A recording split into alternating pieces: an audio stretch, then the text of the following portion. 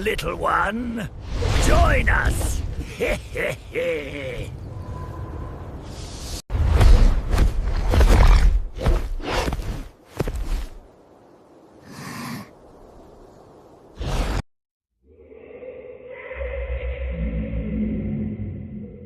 The midnight path, where pitch-black darkness dominates everything like a heavy velvet curtain, is a place where the world we know seems to dissolve into an ink-like abyss. There, a light that should not exist flickers and sways with an eerie rhythm, as if it were breathing in unison with the damp earth and the heavy, humid air. Since ancient times, people have called this phenomenon Kitsunebi or foxfire, and have regarded it with a profound sense of awe and terror. It resembles the light of a lantern, yet it possesses a cold, spectral blue-white radiance that feels utterly detached from this world, as if it were a flame that consumes souls rather than wood. Once you lay eyes upon it, you will likely fall into a trance, pulled into the depths of its haunting beauty and its unfathomable, chilling mystery. The people of old warned their children never to venture outside on nights.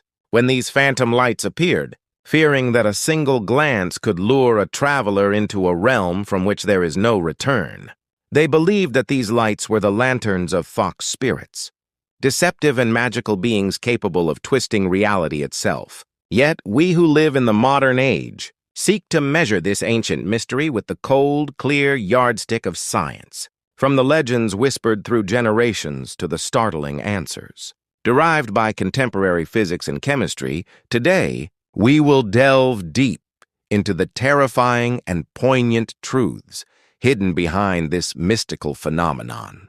Have you ever had the experience of seeing a mysterious, unexplainable light on a dark, lonely road? If you have such a memory lurking in the corners of your mind, please share your story in the comments below. When you hear the word Kitsunebi, what kind of scene unfolds in your mind's eye? Many of you might imagine a line of lights, spaced out at regular intervals, stretching through the dense fog of a moonless night. It looks like a silent procession of ghosts heading toward a destination. Beyond the veil of the living, Utagawa Hiroshige, the legendary ukiyo-e artist of the Edo period, who captured the landscapes and customs of his time with unparalleled precision, created a masterpiece in his series 100 Famous Views of Edo titled New Year's Eve Foxfires at the Changing Tree in Oji. In this work, he depicts foxes gathered from all over the Kanto region under a great enoki tree. On the final night of the year, dressing themselves in formal attire and breathing out mysterious flames, to light their way as they march toward the Oji Inari shrine. To the people of Edo, this was not mere fantasy. The number and brightness of these foxfires were used as a crucial omen to predict the success of the coming year's harvest. These lights possessed extraordinary properties.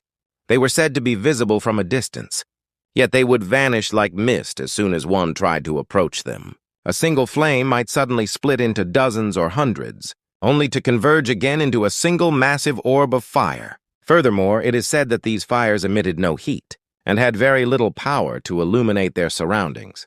They were cold, indifferent glows that defied the physical laws of combustion. This description of a heatless blue fire is a strikingly consistent detail, found in the testimonies of witnesses across different eras and regions. If a blue flame that throbbed as if it were alive, yet gave off no warmth, were floating right before your eyes, how would you react? Would you be paralyzed by a primal fear? Or would you be so captivated by its ethereal glow that you would take a step forward into the unknown? Next, let us look in detail at the phenomenon most closely associated with foxfire: the fox's wedding, or Kitsune no Yomeiri. In modern Japan, we sometimes use this term to describe a sun shower when rain falls while the sun is shining, but originally, it referred to the long lines of light that appeared on mountains and fields during the night, seeing several lantern-like lights moving in a slow, orderly procession along the ridges of distant mountains. The people of the past could only conclude that they were witnessing a wedding ceremony of the gods or spirits. Against the backdrop of a mountain cloaked in absolute shadow, these chains of light were more beautiful and more fatally hollow than any human wedding could ever be. However, if a brave soul ventured to the exact spot where the lights were seen, they would find nothing. No bride in a palanquin, no celebrating relatives, and not even the charred remains of a single lantern. Only the desolate landscape and the whistling of the cold. Night wind would remain. Because of these experiences, it was believed that the foxfire was a sophisticated illusion, created by foxes to trick humans, or perhaps a sacred ritual that mortals were never meant to witness. There were even deep-rooted superstitions that anyone who peeked at the procession or mocked it would be cursed by the foxes, or have their souls snatched away to the underworld. In an age before science provided a label for every occurrence, these lights represented a doorway to a hidden world that existed right next to our daily lives. How, then, does modern science attempt to illuminate the deep shadows of the foxfire mystery? One of the most prominent theories proposed since early times is the natural combustion of gases generated in marshlands. Much of old Japan was dotted with wetlands and swamps, where the remains of plants and animals had accumulated over thousands of years. In the oxygen-poor mud, microbes decompose this organic matter, producing large quantities of flammable methane gas. Crucially, during this process, a substance called phosphine, or phosphorus, hydride, can also be generated as a byproduct. Phosphine is highly reactive and has the remarkable property of spontaneously igniting at room temperature as soon as it leaks to the surface and comes into contact with the oxygen in the air. The flame produced by this chemical reaction is not the bright orange fire we use for cooking instead. It is a weak, ghostly blue-white glow. Moreover, because the combustion temperature is extremely low, it perfectly matches the traditional description of foxfire as a heatless blue light. However, we must be careful to note that this theory alone cannot explain every reported detail. For instance, there are accounts of these fires moving continuously through the air, even during stormy nights with high winds or advancing in an orderly line. Like a marching army, why would the random combustion of gas behave as if it possessed a clear will or a sophisticated intelligence? In the gap between science and the supernatural lies the true mystery that continues to fascinate us. This is where the perspective of low-temperature plasma phenomena comes into play, a theory from the frontiers of physics. Plasma is the fourth state of matter, following solids, liquids and gases consisting of a gas, in which the atoms have been ionized into positive ions and free-moving electrons. In recent years, scientists have confirmed the existence of ball-lightning spheres of plasma that float in the air, particularly near power lines or in areas with powerful magnetic fields. The idea that this is the true identity of foxfire is being seriously debated by physicists. Plasma is extremely sensitive to external magnetic fields and electromagnetic waves, which can cause it to move in complex, tricky patterns, such as accelerating suddenly or making sharp right-angle turns. It can also emit faint crackling sounds or a distinct odor like ozone.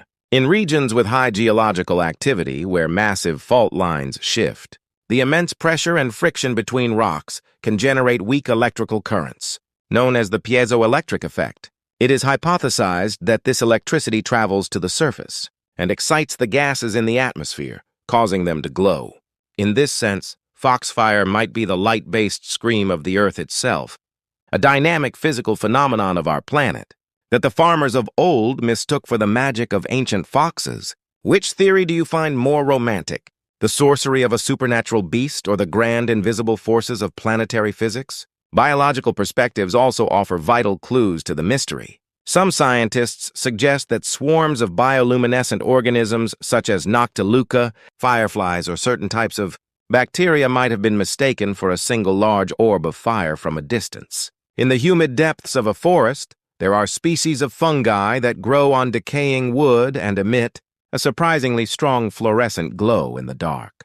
If these fungi are caught in the wind and scattered into the air, or if they hitch a ride on the fur of small nocturnal animals searching for food, they could appear to a human observer as a floating, moving light. There are even fascinating reports of nocturnal birds like the barn owl, having specialized bioluminescent fungi stick to their feathers. An owl circling through the night sky with glowing plumage would appear to someone on the ground as a massive soaring fireball.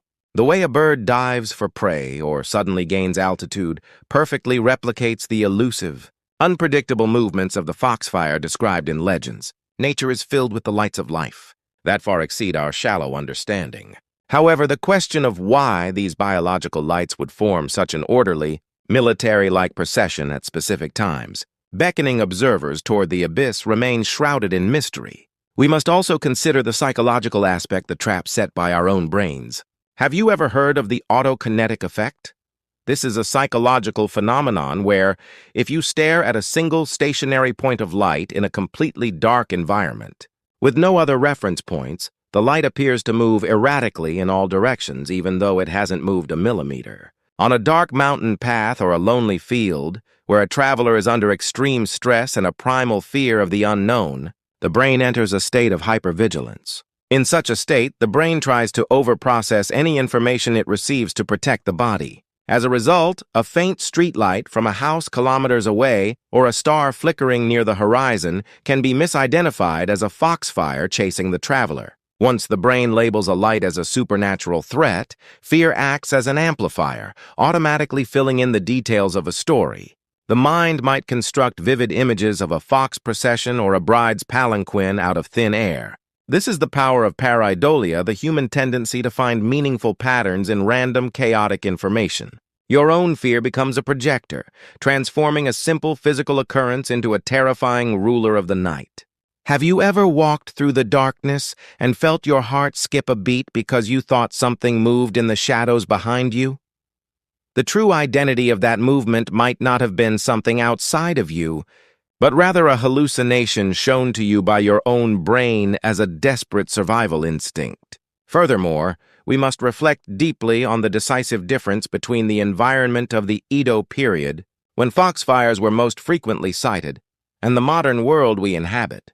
Japan in those days was enveloped in a darkness that is almost impossible for us to imagine today. When the sun set, the world lost its color. And since there were no widespread light sources other than the moon, darkness was not just the absence of light, it was a physical weight, a terrifying reality. In such a world of absolute shadow, even a tiny flicker of light, measuring only a few lumens, would be a shocking phenomenon that burns itself into the retina and leaves a powerful impression on the mind.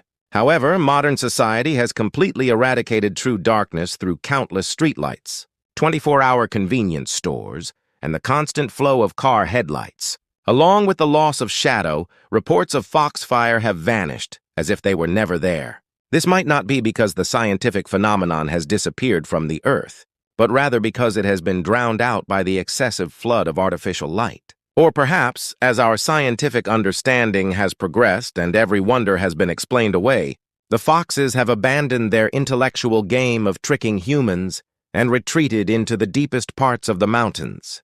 By losing the darkness of night, we have gained convenience, but we may have lost a primal reverence for nature, the delicate sensitivity to feel the presence of the invisible, and the rich imagination that finds stories within the shadows. As we have approached the mystery of foxfire from the perspectives of chemistry, physics, biology, and psychology, we find that there is no need to rush to a single conclusion.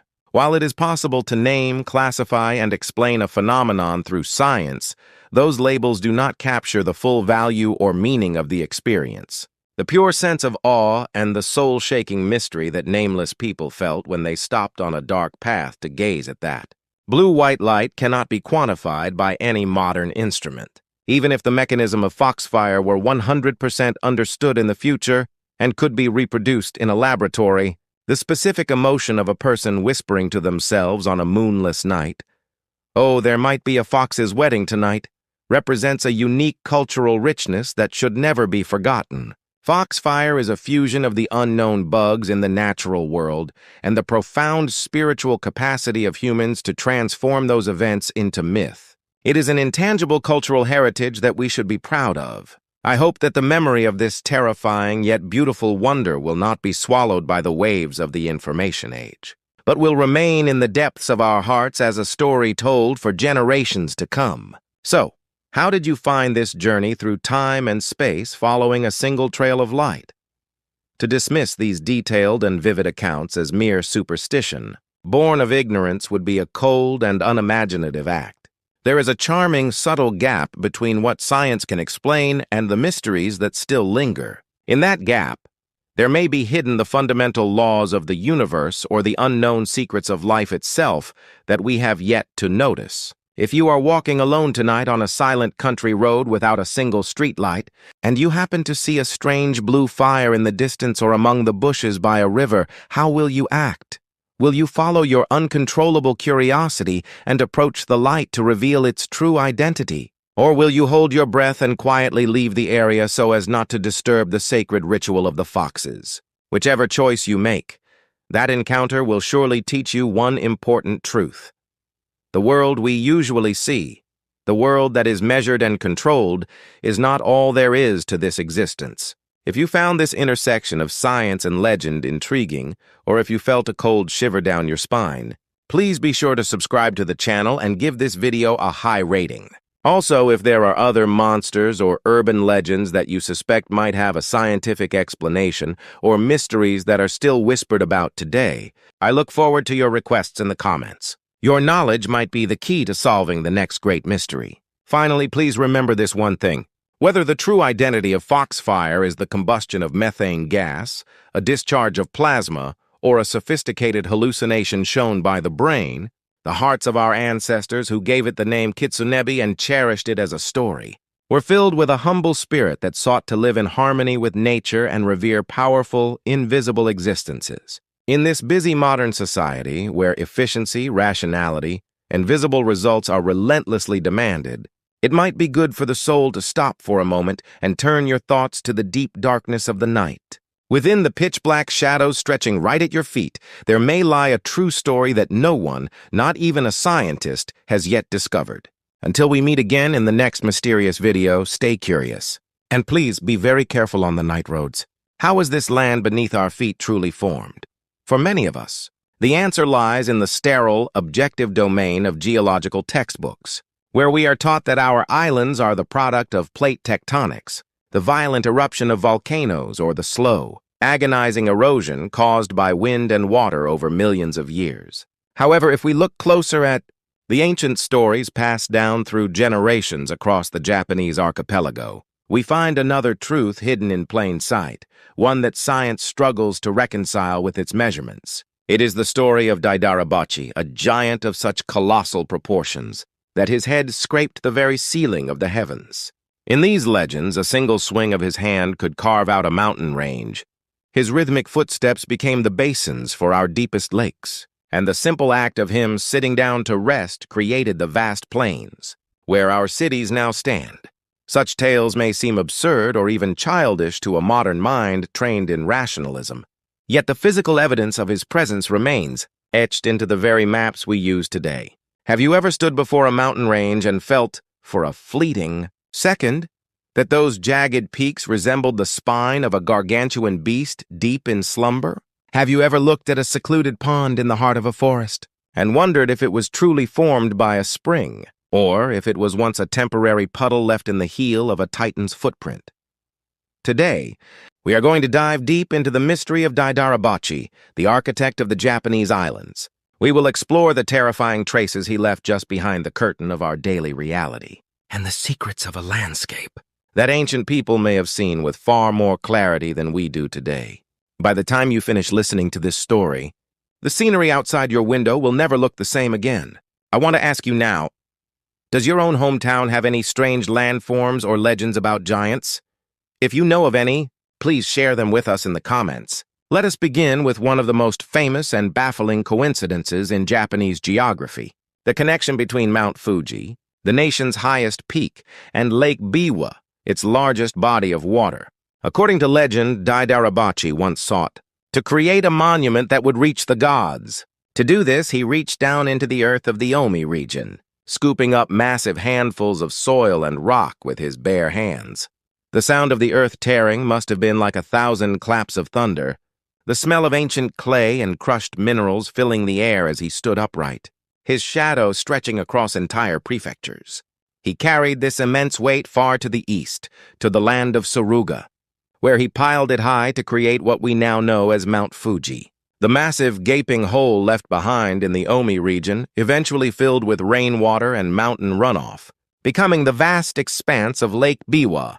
While many dismiss this as a mere folktale, there is a strange numerical synchronicity that has haunted researchers for years. If one were to calculate the volume of the visible part of Mount Fuji, the result is often cited as approximately modern geological surveys by the Ministry of Land, Infrastructure, Transport, and Tourism support this staggering figure, representing a mass so great it actually warps the local gravity. However, if we look at the water volume of Lake Biwa, we find it is approximately, at first glance, this is a massive discrepancy. Fuji is nearly 50 times larger than the current volume of the lake.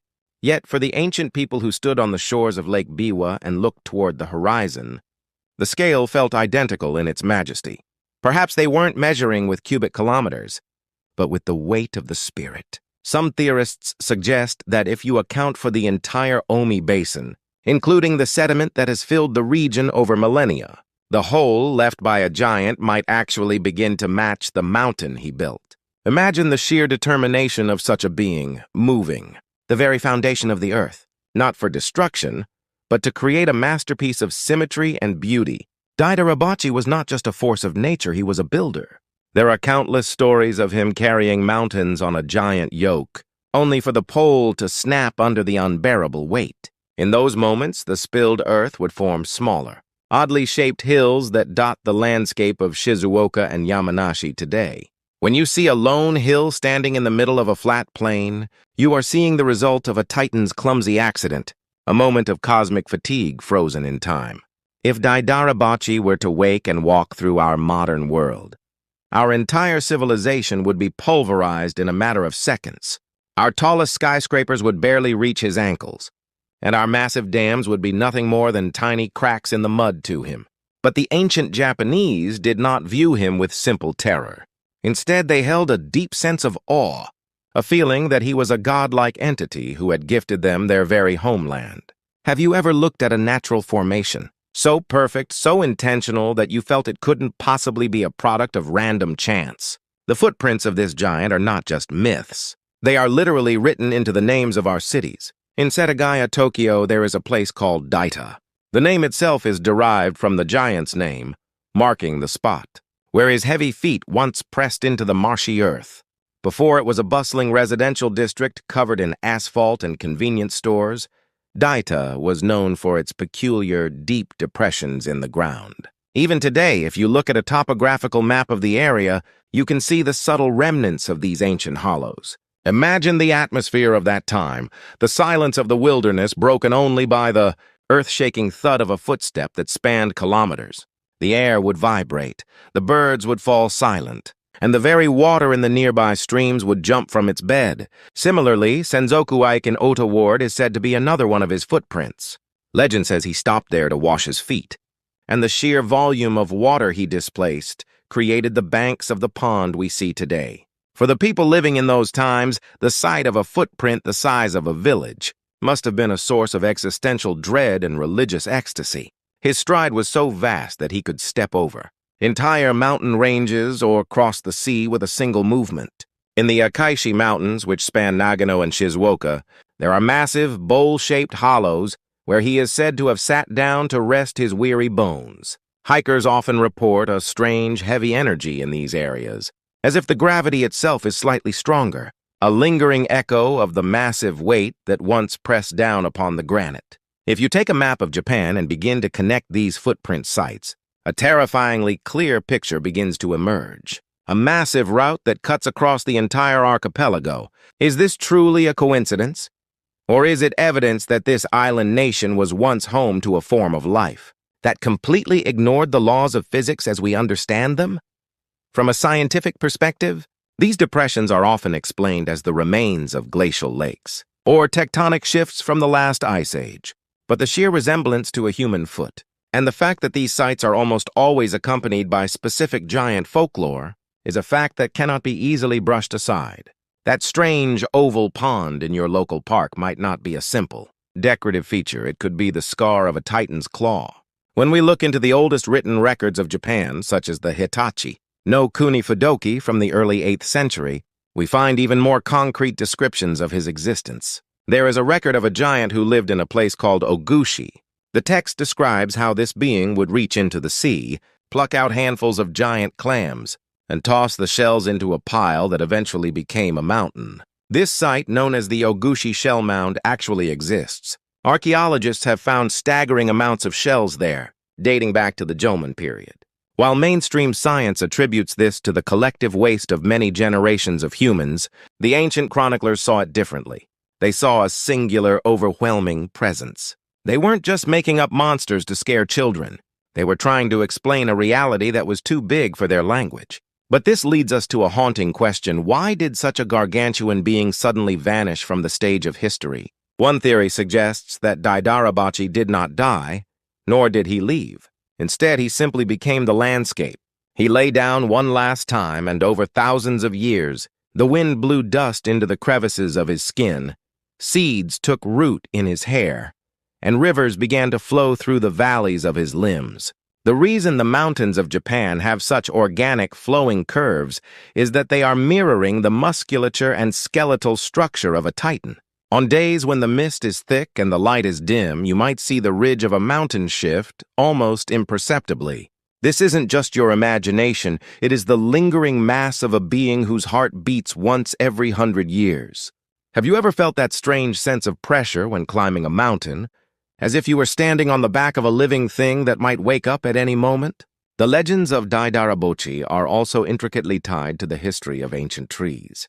It is said that in the dawn of time, Japan was covered in trees so tall they brushed against the moon. When these trees fell, they changed the course of rivers and created new valleys. The only being capable of felling or planting such titans of the forest was Daidarabotchi. In Nagano, there is a legend that the staff he used to support his weight while carrying a mountain was actually a living branch. When he finished his task, he thrust the staff into the earth, where it took root and grew into a massive sacred tree that still stands today. This suggests that he was not just a shaper of stone and soil, but a gardener of the entire ecosystem. His footsteps didn't just destroy, they created space for new life to thrive. Each time he stepped, the earth was tilled on a massive scale, bringing deep, nutrient-rich soil to the surface. The sound of his walking was like the rolling thunder that precedes a life-giving rain. To the ancient people, his presence was a reminder of the raw, unbridled power of the earth, a power that could take life in an instant, but was also the source of all growth. If our modern earthquakes and volcanic eruptions are merely the result of a sleeping giant shifting in his dreams, then our entire concept of disaster prevention is tragically small-minded. We are not fighting nature, we are trying to stay upright on the skin of a god who has forgotten we are here. We must also consider the etymology of the name Daidarabotchi. Many folklorists believe it is related to the word tatara, the ancient Japanese method of iron smelting. In the old days, smelting was a monumental task that required the destruction of entire hillsides to extract iron sand, and the burning of massive amounts of charcoal. The image of men moving mountains and taming ferocious fires may have been the real-world inspiration for the myth of a giant who reshapes the world. In this sense, Daidarabotchi is a symbol of our own industrial ambition, the part of humanity that wants to carve its will into the earth. The red glow of the furnace was the giant's blood, and the smoke from the forge was his breath. However, even if the legend began as a metaphor for technology, it does not explain the sheer physical scale of the anomalies we see. There is a sense that the ancient people were witnessing something that transcended even their most advanced techniques. The sacred sites found across Japan are almost always located where the giant is said to have touched the earth. These places often possess strange magnetic properties or an atmosphere that leaves visitors feeling diminished and humble. Have you ever entered a certain forest or stood atop a certain cliff and felt a sudden, inexplicable sense of weight? It is as if your very cells are remembering a time when a being of infinite mass stood exactly where you are standing. In modern culture, we see Daidarabotchi through the lens of animation and film.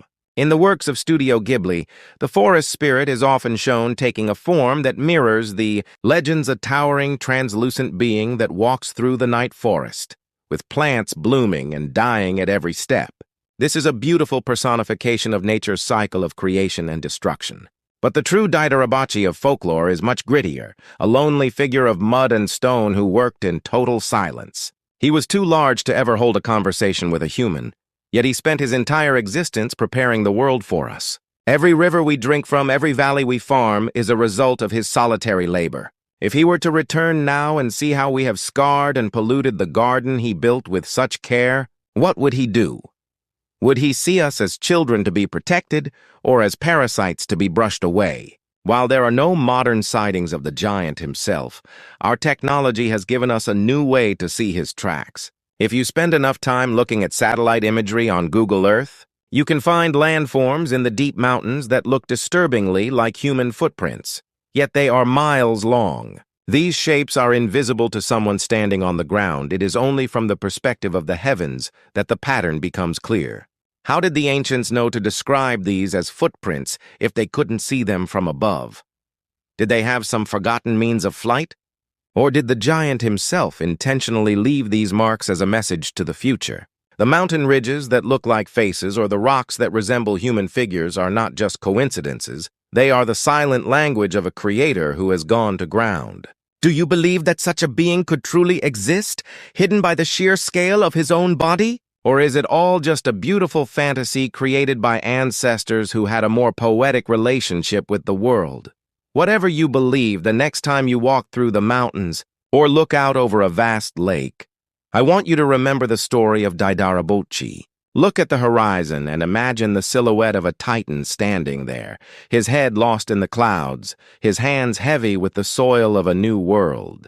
The Kipekehai, the lingering presence of the giant, is still there, waiting for someone to notice. Thank you so much for joining me on this journey into the ancient mysteries of our land. This channel is dedicated to exploring the hidden history and strange legends that lie just beneath the surface of our everyday lives. If you found this exploration of Daidarabotchi fascinating, or if it made you look at your own surroundings in a new light, please consider hitting the like button and subscribing to the channel.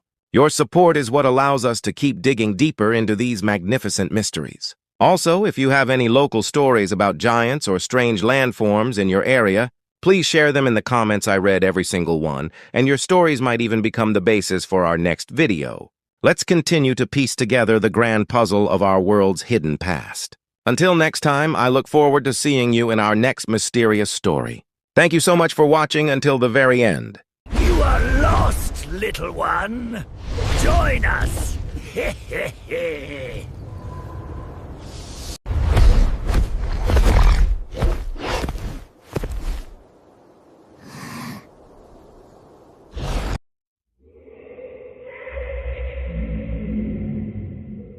Have you ever felt a spine-chilling presence? At the very moment you stepped into the deep, sun-dappled mountains of Japan, a sensation that someone or something was watching you from the shadows of the ferns, in the depths of the lush, overgrown thickets, accompanied by the heavy, damp scent of ancient soil and rotting leaves.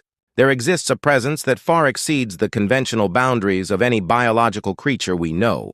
This is the phantom serpent, the Tsuchinoko, a being that has captivated the Japanese imagination from the Showa era to the present day, at times driving the nation into a feverish frenzy, and at others plunging individuals into the darkest depths of primal fear. With its bizarrely distended torso resembling a beer bottle, a flat, triangular head, and a piercing, almost human-like gaze, this creature has been the subject of countless sightings across the country. It is an entity that transcends the simple classification of an unidentified mysterious animal, becoming instead a symbol of the terror rooted deep within our collective subconscious. One must wonder if the Tsuchinoko is a relic of the prehistoric past, a species that miraculously survived the ages of extinction, or perhaps a visitor from another dimension, a glitch in the fabric of our reality. Today, we shall step into the labyrinthine mystery of the Tsuchinoko, weaving together terrifying eyewitness accounts, ancient manuscripts, and the latest scientific hypotheses. Are you truly confident that you could maintain your sanity if that flat, menacing head suddenly emerged from the rustling bushes right before your very eyes? As we begin this journey into the unknown, imagine the stillness of a mountain path where the very air feels heavy with the weight of centuries. The sunlight filters through the canopy in jagged shards, illuminating the forest floor where the silence is so absolute it becomes a ringing in your ears. Suddenly, the rhythm of the woods is broken by a sound that does not belong, not the slithering hiss of a common snake, but a heavy, thumping vibration that resonates through the soles of your feet. When you trace the origin of the sound, you find yourself staring at a silhouette, so grotesque, so anatomically impossible, that your brain struggles to find a label for it. It is thick, stunted, and possesses a gravity that seems to distort the space around it. To trace the origins of the Tsuchinoko is to travel back to the very dawn of Japanese civilization, finding its echoes in the oldest historical records such as the Kojiki and the Nihon Shoki. In these ancient texts, the name Nozuchi appears as an alias for the deity of the fields, Kayanoheim. The Nozuchi was envisioned as a spirit of the wild, a serpentine god shaped like a mallet, embodying the raw and unpredictable power of nature itself. In an age where the Japanese believed that 8 million gods inhabited every stone, tree, and river, the encounter with an unexplainable, misshapen creature was not merely a biological curiosity, but a direct confrontation with the divine. To the ancients, this creature was the guardian of the sacred boundary, where the human world ended and the realm of spirits began.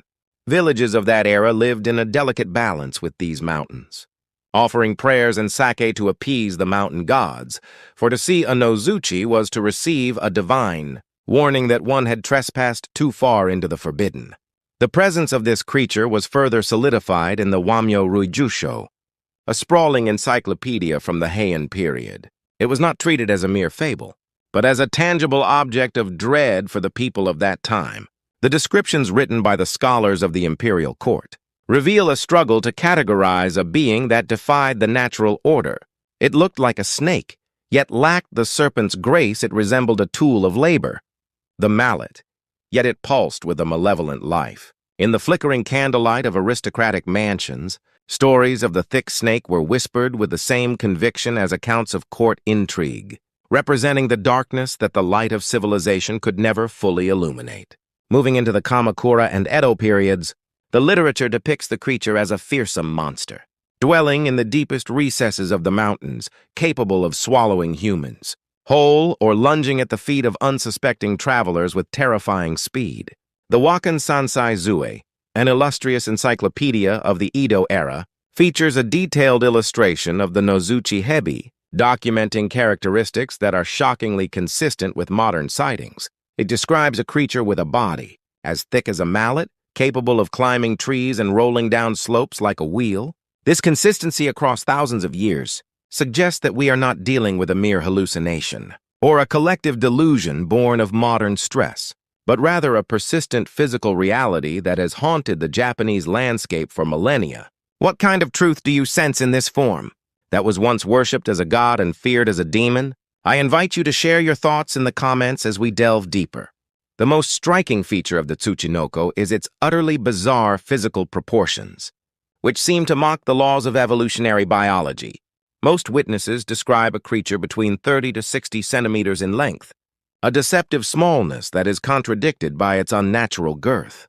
The central part of its body is unnaturally swollen, as if it had swallowed a large bottle whole, tapering sharply into a short, stubby tail. This mallet-like shape is not just a visual description, but often carries a sense of unnatural weight and density. Unlike the fluid, rhythmic movement of a normal snake, the Tsuchinoko possesses a rigid, muscular presence that feels more like a solid object than a living animal. Its skin is covered in reptilian scales, yet their texture is a point of intense debate among those who have seen it. Some describe it as being as rough and dry as a weathered stone, while others claim it glistens with a damp, oily sheen like a moss-covered rock in a stream. This discrepancy suggests a sophisticated camouflage ability, perhaps a way of altering its surface texture to match the humidity and light of its environment. From a psychological perspective, a human in a state of extreme terror might exaggerate certain features, yet the consistency regarding its mottled, dark brown or blackish-brown coloration remains unshakable across hundreds of independent reports. The head is perhaps the most unsettling part of its anatomy. It is flat and triangular, resembling the venomous mamushi viper, but with a far more aggressive and intelligent cast. Most disturbingly, witnesses have reported that the Tsuchinoko possesses eyelids and has been seen to blink. Biologically, snakes do not have eyelids and cannot blink, making this observation a profound mystery. If this is true, it suggests that the Tsuchinoko is not a reptile in the traditional sense, but perhaps a branch of evolution that split off millions of years ago, or an entirely different class of creature altogether. The idea of a serpent-like being that can fix you with a steady gaze, and then slowly blink its eyes adds a layer of uncanny intelligence to the encounter, making it feel less like an animal and more like a sentient watcher from the shadows. The Tsuchinoko's methods of locomotion further defy our understanding of the natural world. While typical snakes move in a lateral undulation, using their scales to grip the earth, the Tsuchinoko is said to move in a straight line by undulating its body vertically, much like an inchworm or a caterpillar. To move such a heavy, thick body in this manner would require an incredibly powerful and specialized muscular structure. Physicists have noted that the energy required for a creature of that shape to move with. The reported speed would necessitate a metabolism far beyond that of any known reptile. Furthermore, there is the legendary and terrifying wheel movement.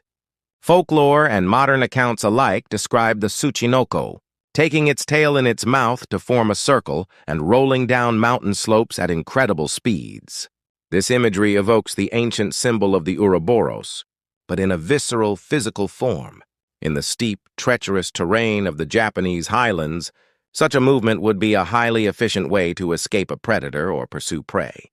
To see a living wheel of flesh and scales hurtling toward you through the underbrush would be an experience that shatters one's grip on reality. The creature's jumping ability is equally legendary. Multiple witnesses have testified to seeing the Tsuchinoko leap several meters into the air, either vertically to escape or horizontally as if gliding toward a target.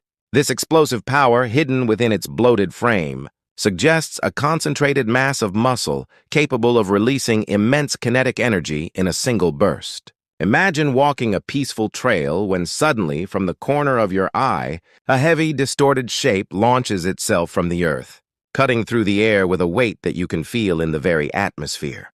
The sound of its landing, a dull, heavy thud, would be enough to freeze the blood of the bravest explorer. Adding to its list of anomalous traits are the sounds it is reported to make. Unlike the silent or hissing snakes we know, the Tsuchinoko is said to emit a variety of vocalizations, ranging from a high-pitched chi to a low guttural growl or a snoring sound while it sleeps. Biologically, snakes lack vocal cords, which makes these sounds an evolutionary impossibility. Some suggest the sound might be produced by air being forced through specialized chambers in its thick body, or perhaps it is a form of bioacoustic signaling used to disorient its prey. The sound of a faint whistling chi in the middle of a silent forest is a sign that the phantom is near, watching and waiting. Another peculiar aspect of Tsuchinoko lore is its purported love for alcohol. Stories abound of the creature being lured into homes by the scent of sake or being found in a drunken stupor after consuming leftover offerings at a roadside shrine. This connection to sake links back to the ancient view of the Nozuchi as a deity. In Japanese tradition, sake is the drink of the gods, a bridge between the mortal and the divine. The image of a creature that drinks, snores, and perhaps even possesses a human-like temperament suggests that the Tsuchinoko occupies a space between the animal kingdom and the spirit world. It is a creature of habit, a being that shares our vices and perhaps even understands our language, making it all the more eerie. In the 1970s, Japan was gripped by a Tsuchinoko boom of unprecedented proportions. This cultural phenomenon was ignited by the works of manga artist Takao Yaguchi and a massive search event in the town of Chikusa, Hyogo Prefecture. This was a time when Japan was transitioning into a highly modernized urban society, and the sudden craze for a mountain monster reflected a deep-seated nostalgia for the untamed wilderness that was rapidly disappearing. People were looking for a mystery to fill the void left by rapid economic growth and scientific rationalism. Local governments across the country began offering massive bounties for the capture of a live Tsuchinoko, with the highest reward reaching a staggering 100 million yen. This was more than a life's earnings for the average worker of that era, transforming the search into a modern gold rush. Thousands of amateur explorers, equipped with nets and specialized gear, swarmed into the mountains. Entire villages were revitalized by the influx of Tsuchinoko hunters, creating a festive yet serious atmosphere where the line between myth and reality became blurred. Despite the intensity of these searches, no physical specimen was ever officially confirmed. No carcass was recovered, and no live creature was brought before the cameras. Instead, the world was left with grainy photographs, patches of flattened grass that defied explanation, and the trembling testimonies of villagers who swore they had seen the mallet snake. The fact that it remained elusive despite the immense pressure of the hunt only added to its mystique. It became a modern myth, a ghost in the machine of the 20th century, reminding us that there are still places where our technology and our money hold no power. Modern science attempts to explain the Tsuchinoko through the lens of misidentification. The most prominent theory involves the blue-tongued skink, a lizard native to Australasia. With its short legs and thick body, it can easily be mistaken for a fat snake when viewed from above in tall grass. Another theory suggests that people are seeing common snakes, such as the mamushi, that have just consumed a large meal, or are heavily pregnant, causing their midsections to swell. There is also the possibility of a rare deformity or disease that causes a snake's body to bloat.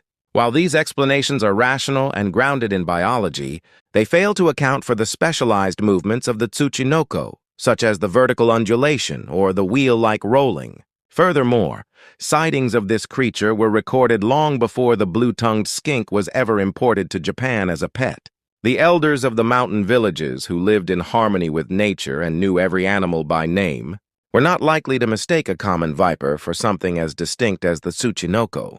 There is a profound gap between scientific skepticism and the weight of thousands of years of consistent eyewitness testimony. It is in this gap that the Tsuchinoko continues to thrive.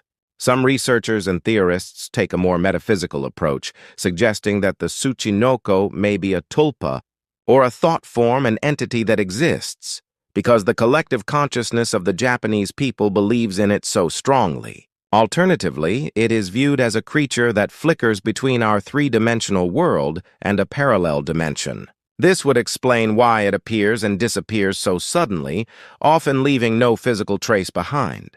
It may be a manifestation of the energy of the land, appearing only to those whose minds are in a certain state of receptivity. In the deep mountains where magnetic fields fluctuate and the ancient silence alters one's perception of time, the brain may become susceptible to seeing things that lie just beyond the veil of normal reality. There are places in Japan known as God's domains where GPS fails and compasses spin wildly. In these zones, the Tsuchinoko might be the guardian of a doorway we are not meant to pass. If it is a trans-dimensional being, then no amount of thermal cameras or drones will ever capture its true essence, for it only reveals itself when it chooses to be seen. Ultimately, the Tsuchinoko represents our enduring fascination with the unknown. In a world that is increasingly mapped, monitored, and understood, the idea that a bizarre ancient serpent still hides in the bushes just a few miles from a bustling city provides a sense of wonder and terror that we secretly crave. It serves as a reminder that nature is not a conquered territory, but a living, breathing mystery that still holds secrets capable of challenging everything we think we know about life. Whether it is a biological anomaly, a survivor of the prehistoric era, or a spiritual manifestation, the Tsuchinoko remains a pillar of Japanese folklore. As you walk home tonight, or as you plan your next hike into the hills, keep a close watch on the edge of the trail. Listen for a faint, high-pitched whistle or a rustle that doesn't follow the wind. The Tsuchinoko is not just a story from the past, it is a presence that waits in the periphery of our vision. It is the shadow that moves when you are not looking, the weight in the grass that shouldn't be there. If you are lucky enough or perhaps unfortunate enough to catch a glimpse of that flat, triangular head and those blinking eyes, remember that you are witnessing something that has survived through the rise and fall of empires and the birth of the modern world. This journey through the legend of the Tsuchinoko brings us to a singular realization that the boundaries of our reality are far more porous than we imagine. The phantom snake is a thread that connects the ancient gods to the modern urban legend, a creature that refuses to be forgotten or explained away. It is a symbol of the wildness that still exists within the human spirit and within the earth itself. The quest for the Tsuchinoko is, in many ways, a quest to find the magic and the terror that once made the world feel vast and infinite. So, as we conclude this exploration of Japan's most famous phantom, I ask you one final time, do you believe in the Tsuchinoko? Is it a flesh and blood animal waiting for its place in the textbooks? Or is it a ghost of the mountains that will forever elude the grasp of man?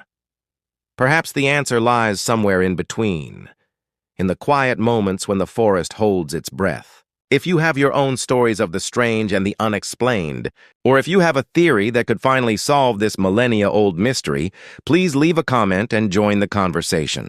Your insight might be the final piece of the puzzle. Well, how was the story of the phantom snake, the Tsuchinoko? Among the many legends that sleep throughout Japan, there is none as beloved, as feared, and as captivating as this elusive creature. In the mountains near your own town, there may be a mystery worth 100 million yen or a terror that threatens your very soul hiding in wait. If you have any mysterious experiences or unique theories regarding the Tsuchinoko, please share them in the comments section. Your words might just be the key that opens the door to a new legend. If you found this journey intriguing, please give us a high rating and subscribe to the channel for more. Until we meet again in the next mysterious tale, please be very careful on the night paths and in the thickets. You are lost, little one. Join us. Hehehe.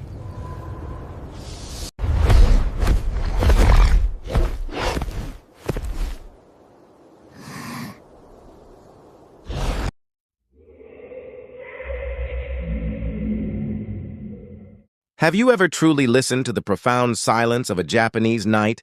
A silence so deep it feels as though the world itself is holding its breath in anticipation of something hidden? It is in these moments of absolute stillness, when the humidity of the air seems to carry the echoes of centuries past, that a peculiar sound might drift down from the darkness of the attic. A dry, rhythmic tapping, a series of precise, yet biologically heavy footsteps that seem to vibrate through the very timber of the house. This is not the frantic scurrying of a common mouse, nor the heavy thud of a stray cat, but something more deliberate, something that feels as though it possesses a consciousness far older than the structure it inhabits.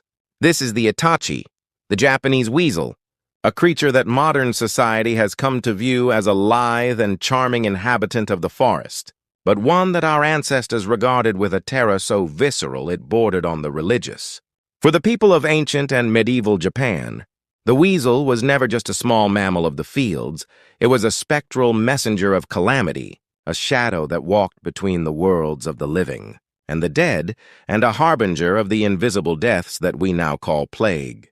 It was believed that these creatures did not merely live in the shadows, but were the shadows themselves made manifest, emerging from the cracks in reality, to deliver the judgment of a nature that had been slighted. When the Itachi appeared, the air grew cold.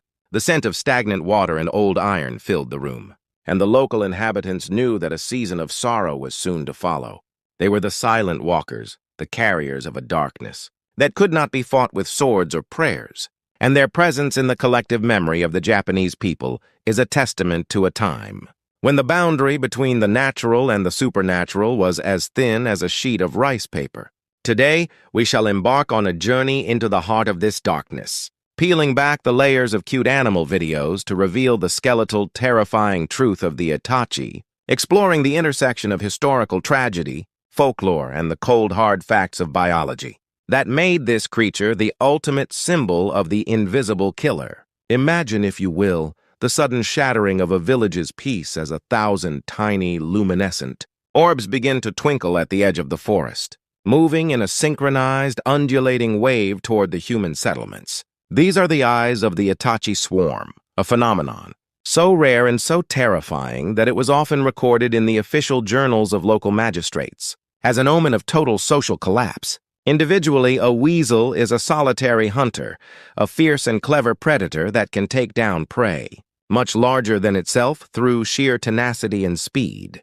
But when they gathered in these massive, unnatural groups, they seemed to lose their individual identities and merge into a single terrifying collective mind, a living river of fur and teeth that flowed through the streets like a liquid nightmare. The records from the Edo period tell us that after such a swarm passed through a village, the survivors would often describe a lingering, heavy fog that refused to dissipate, a miasma that smelled of rot and musk. This was the so-called poisonous breath of the Itachi, a supernatural toxin that the people believed would settle in the lungs and turn the blood to water. In the days following such an event, the village would inevitably fall silent, as a mysterious, high-burning fever began to take hold of the population. Those afflicted would complain of internal heat so intense they would throw themselves into icy wells, only to find no relief their bodies, eventually giving out as they screamed at invisible pursuers in the dark. While we might look back on these stories as mere superstitions of a pre-scientific age, there is a chilling biological foundation to the terror.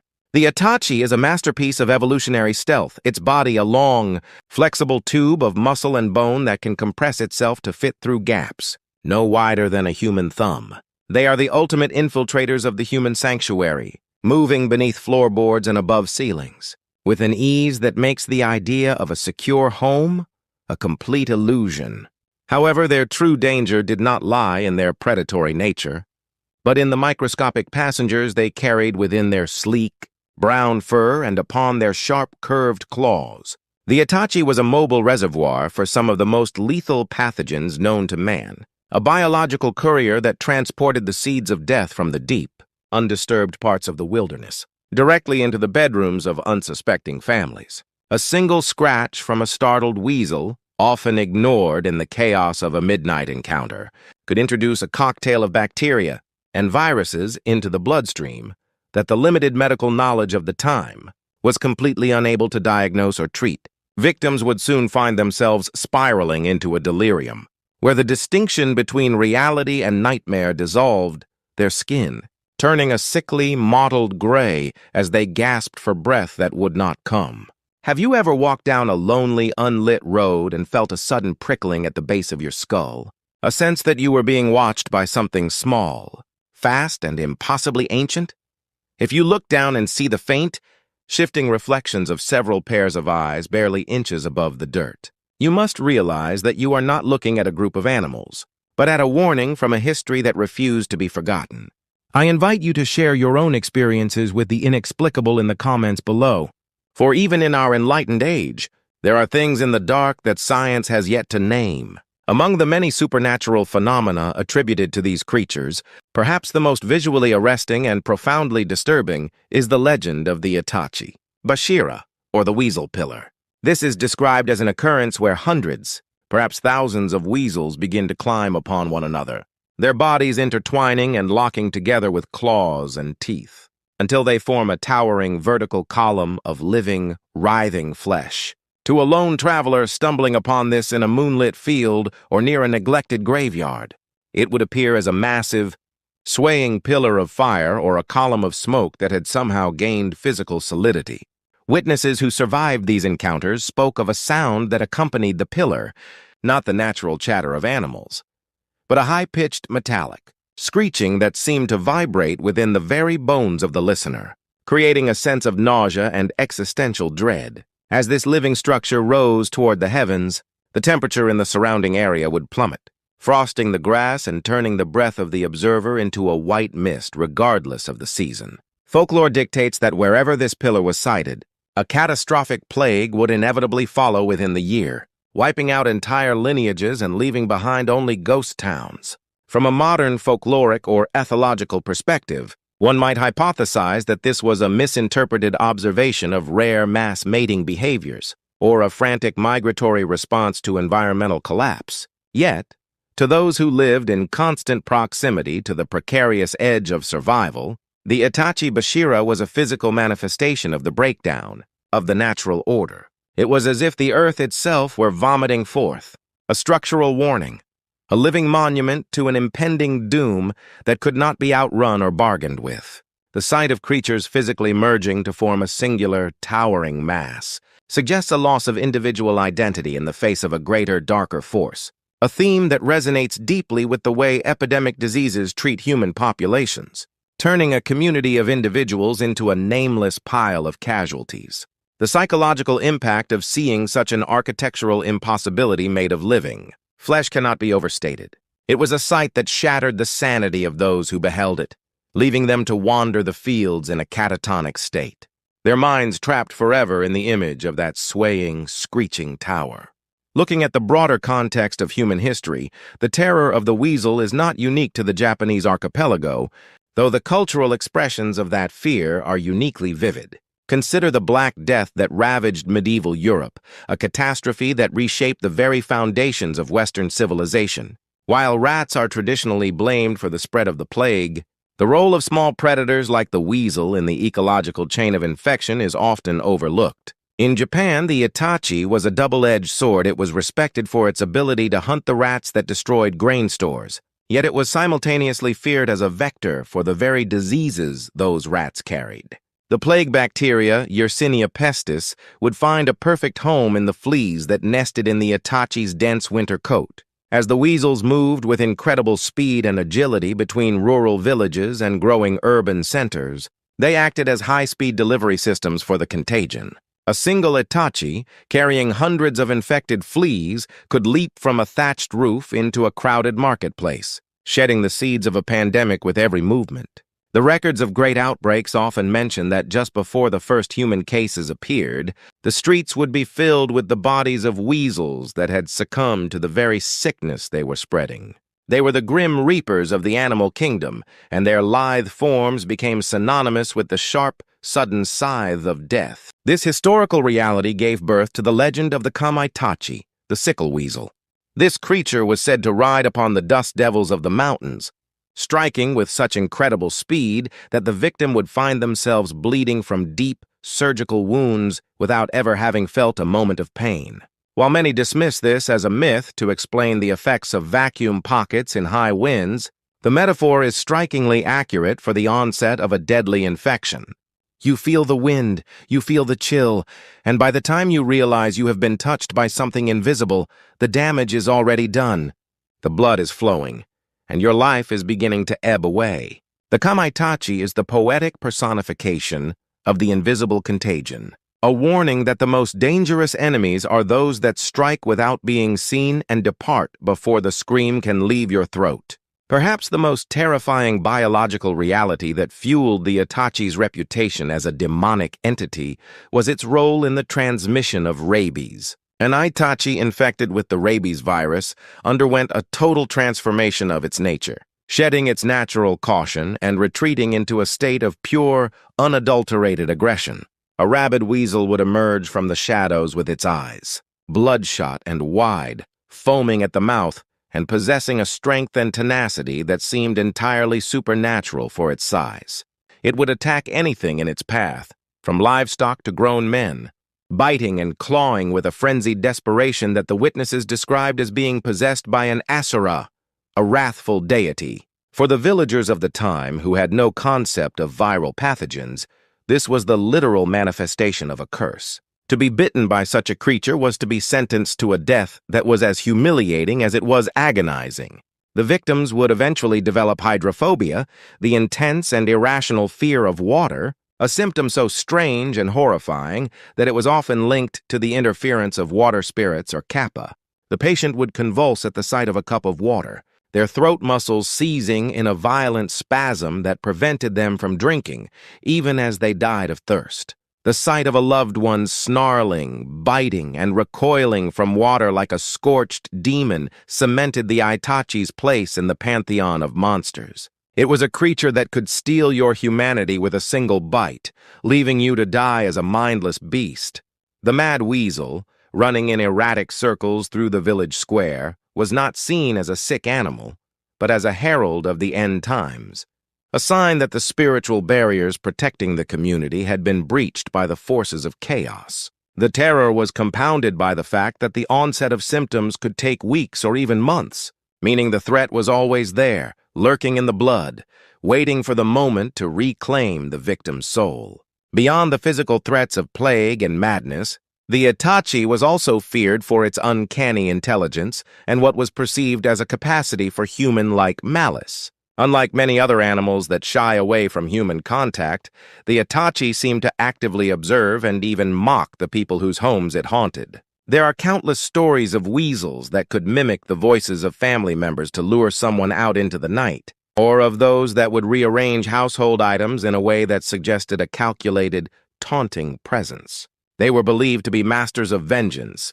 possessing a memory that could span generations. A farmer who killed an Itachi that was raiding his coop might find that for the next 20 years, his family would be plagued by a string of bizarre accidents and lingering illnesses. The Itachi was said to harbor grudges that did not end with the death of the offender. It would haunt the children and the grandchildren, its scratching at the ceiling a constant reminder of an unpaid debt. One particularly chilling account tells of a man who attempted to smoke out a family of weasels from his attic, only to find that the creatures did not flee. Instead, they began to laugh a high, chattering sound that perfectly mimicked the laughter of his own deceased children. The man was driven to madness within the week, convinced that the weasels had stolen the souls of his kin and were wearing them like clothing. This psychological warfare, this erosion of the victim's sanity through auditory hallucinations and persistent stalking, made the Itachi a unique kind of monster. It did not just kill the body, it dismantled the mind. Even today, in the remote corners of Japan, you will find small shrines dedicated to the Itachi, not out of love, but as a desperate attempt to appease a creature whose wrath is considered more certain than the seasons. These shrines are often found near old crossroads or at the base of ancient gnarled trees, places where the world of the civilized and the world of the wild intersect. People still leave small offerings of fried tofu or polished stones, hoping that the small shadow-dwelling observers will look upon their households with indifference rather than malice. If we look at the statistical data of modern times, the connection between the expansion of Itachi habitats and the emergence of zoonotic diseases remains a topic of serious scientific inquiry. As humans continue to push further into the remaining wild spaces of the world, we are coming into more frequent and intimate contact with creatures that have lived in isolation for millennia. The Itachi family, known for their high metabolic rates and their ability to host a wide variety of viral strains, are often at the forefront of this interaction. They are biological chameleons, their systems capable of housing and mutating viruses that can eventually bridge the gap between species. The messages passed down through our folklore, the warnings of the Itachi, as a bringer of plague, were perhaps the only way our ancestors could conceptualize the complex ecological reality of disease transmission. They understood that when the weasels moved into the village in large numbers, the natural balance had been disturbed. Deforestation, the displacement of apex predators, and the encroachment of human habitation all drive these small, resilient creatures into closer proximity with us, carrying with them the pathogens of the deep forest. The Itachi as a yokai is a metaphor for the consequences of our own arrogance, a reminder that the more we try to dominate the natural world, the more we expose ourselves to its hidden, microscopic terrors. They are the guardians of the threshold, and their presence in our homes is a sign that the boundaries we have built are failing. Whether it is a historical pandemic or a modern viral outbreak, the shadow of the Itachi is always there, moving just out of sight, a silent witness to our struggle for survival. As we look toward the future, we must recognize that the Itachi is far more than a mere footnote in our natural history books or a character in a ghost story. It is a symbol of the eternal tension between human civilization and the untamed forces of the earth. They are the watchers in the rafters, the silent observers of our triumphs and our failures, always ready to reclaim the spaces we have temporarily taken from the wild. Their glowing eyes reflect a truth we often try to ignore, that for all our technology and all our medicine, we are still vulnerable to the invisible, the small, and the persistent. The next time you hear that tapping in the attic or catch a glimpse of a long brown shape disappearing into the tall grass at dusk, do not dismiss it as a mere animal.